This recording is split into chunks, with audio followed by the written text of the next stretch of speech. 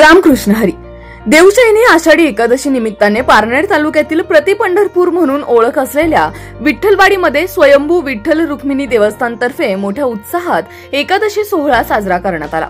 पांडुरंगाच्या वास्तव्याने पुनीत झालेल्या संत श्री बाळोबा महाराज भाकरे यांच्या भक्तीने प्रसन्न होऊन स्वयंभू विठ्ठल रुक्मिणी जिथे प्रगट झाली ती प्रति पंढरपूर म्हणून ओळखली जाणारी पवित्र भूमी, तमाम वारकरी विठ्ठल भक्तांची प्रति पंढरी, स्वयंभू विठ्ठल रुक्मिणी देवस्थान श्री क्षेत्र विठ्ठलवाडी, रांधे, तालुका पारनेर येथे सर्व वारकऱ्यांच्या, टाळकऱ्यांच्या, माळकऱ्यांच्या सहभागासोबत पांडुरंगाच्या कृपेने, बाळोबा महाराजांच्या आशीर्वादाने याही वर्षी स्वयंभू विठ्ठल रुक्मिणी देवस्थान, सेनापती बापट सेवा मंडळ आणि समस्त ग्रामस्थ यांच्या संयुक्त विद्यमाने हा एकादशीचा सोहळा साजरा करण्यात आला.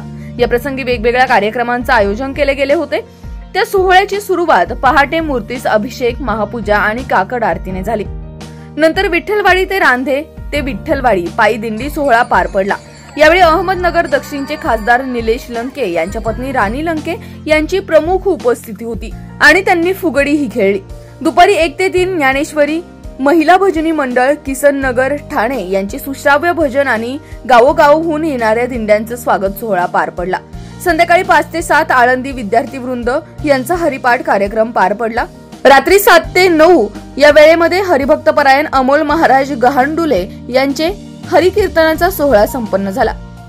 रात्री 9 वाजता एकादशी भोजन, फराळ आणि कार्यक्रमाची सांगता झाली. निसर्गरम्य आणि डोंगराच्या सानिध्यातील हिरव्यागार वातावरणात तल्लीन होत हजारो वारकऱ्यांनी पांडुरंगाचं दर्शन घेतलं. संपूर्ण दिवसभर हजारोंच्या संख्येने भाविकांची ये-जा पाहायला मिळाली. स्वयंभू विठ्ठल रुक्मिणी देवस्थान ट्रस्टच्या वतीने भाविक भक्तांसाठी दिवसभर विविध धार्मिक कार्यक्रमाचे आयोजन करण्यात आले होते.